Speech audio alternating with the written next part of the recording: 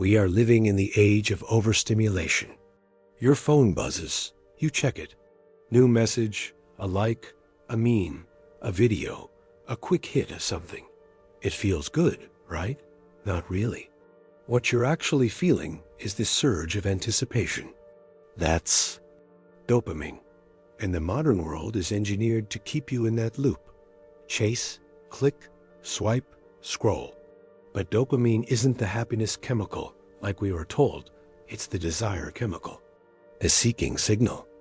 Then maybe this time, hormone dot. So what happens when everything around you is designed to stimulate that part of your brain? You lose your sense of direction. You forget what you actually want. Because the dopamine loop is like a slot machine. It gives you just enough reward to keep pulling the lever, but not enough to truly satisfy. You become addicted not to joy, but to the hope of joy. Not to the reward, but the chase. Most people don't even realize this. They think their cravings are themselves, that their desire to check Instagram or play just one more game or binge watch another show is natural. It's not. It's trained, conditioned, hijacked. And if you want to truly change your life, the first step is seeing that you are not chasing pleasure.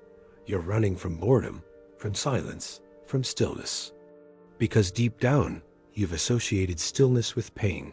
But here's the truth. Meaning lives in stillness. Depth begins where stimulation ends. That's why so many of your most important insights, breakthroughs, or moments of peace come when you disconnect. When you go for a walk, take a shower, sit in silence, look out the window without a screen. In your hand. That's when you remember who you are. But it's hard, because silence is uncomfortable, and boredom is scary. But that's exactly why it matters. The discomfort is not a problem to be solved. It's a signal that you're starting to feel again. And feeling is the gateway to freedom. Let's get into the science of it. Dopamine isn't the molecule of pleasure. It's the molecule of pursuit. It spikes when you see a possibility of reward. It's what motivates you to act. But here's where it gets tricky. When you constantly bombard your brain with tiny dopamine hits from social media, junk food, porn, or games, you start numbing the system. Your brain becomes desensitized. What once gave you a thrill starts to feel flat, so you scroll more. You binge longer. You increase the dose. But the more you chase dopamine, the more it escapes you. That's how we become trapped in what's called the dopamine feedback loop. You begin to crave things not because they bring joy, but because you can't stand the emptiness without them. It's not addiction to pleasure. It's addiction to distraction. And distraction is what kills depth, meaning, and long-term satisfaction. Your mind is like a muscle. If you train it only for novelty and quick stimulation, it forgets how to handle depth. It loses the ability to sit with hard problems, pursue long-term goals, or engage in meaningful work. This is why so many people can't focus, can't read books anymore, can't stay with one task without checking their phone 5 times. Their dopamine systems are burnt out, and their lives start to feel scattered, anxious, empty.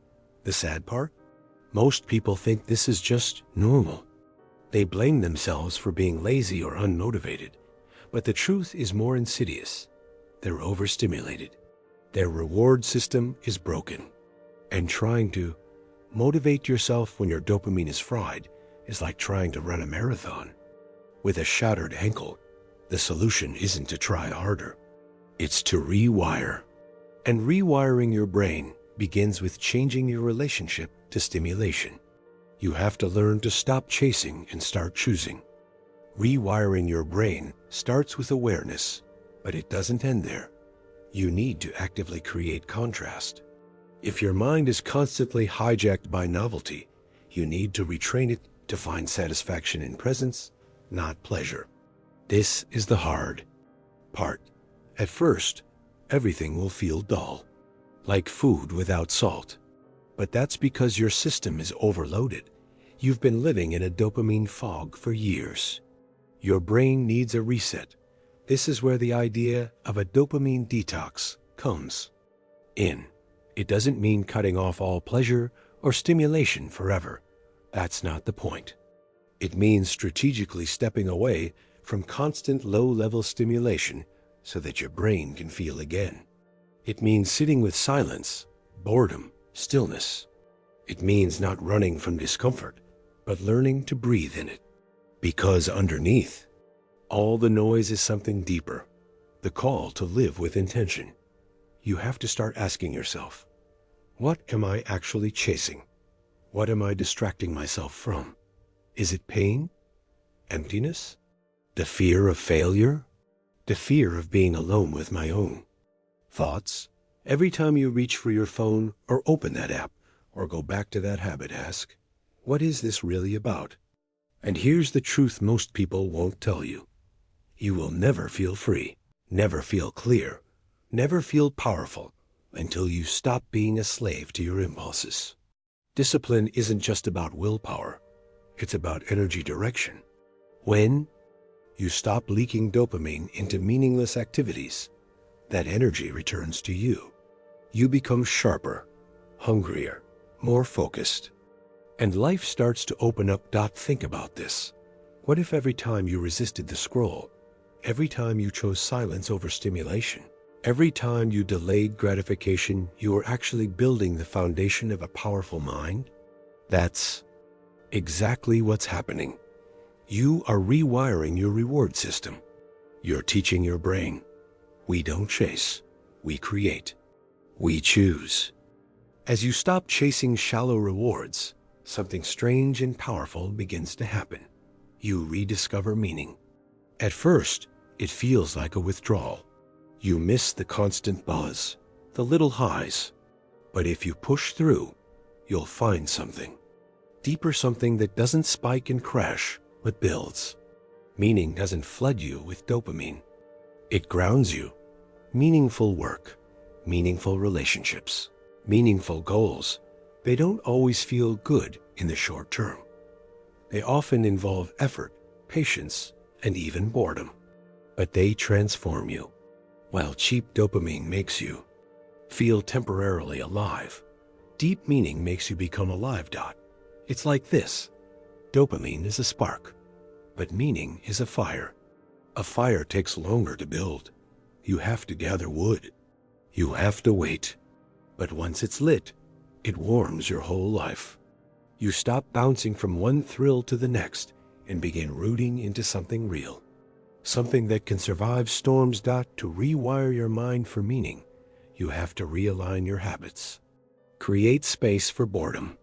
Practice doing things that are difficult but noble, reading long books, working on long-term projects, showing up even when it's not exciting. These habits may not give you immediate highs, but they forge resilience. They tune your brain to find satisfaction, not in stimulation, but in growth. One of the most profound shifts happens when you stop asking, what do I feel like doing right now? And start asking, what would bring long-term wholeness?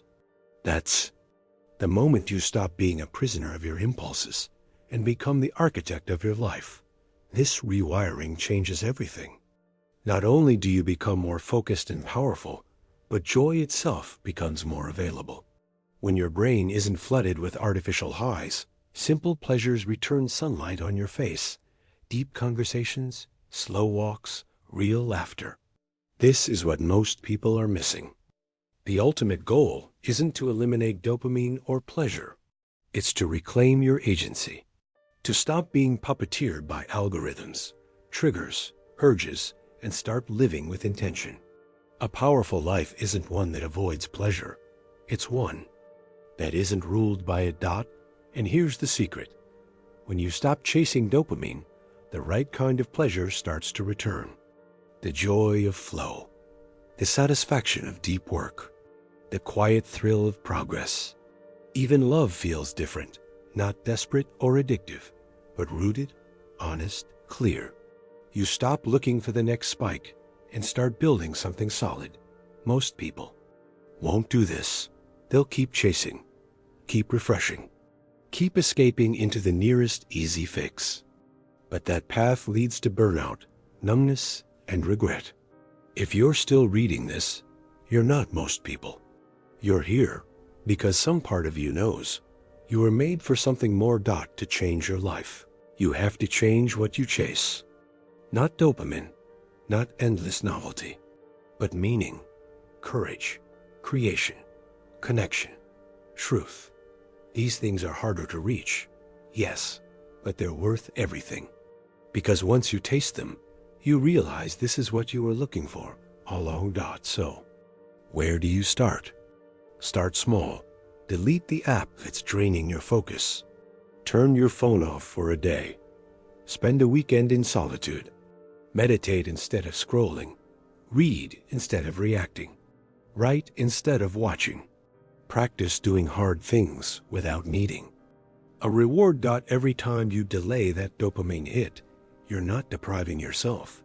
You're strengthening yourself. You're giving yourself back your mind, your power, your freedom. And freedom's the real prize. The life you want isn't found in another scroll, another snack, another notification. It's found in the space between impulses, in that sacred pause where you choose you.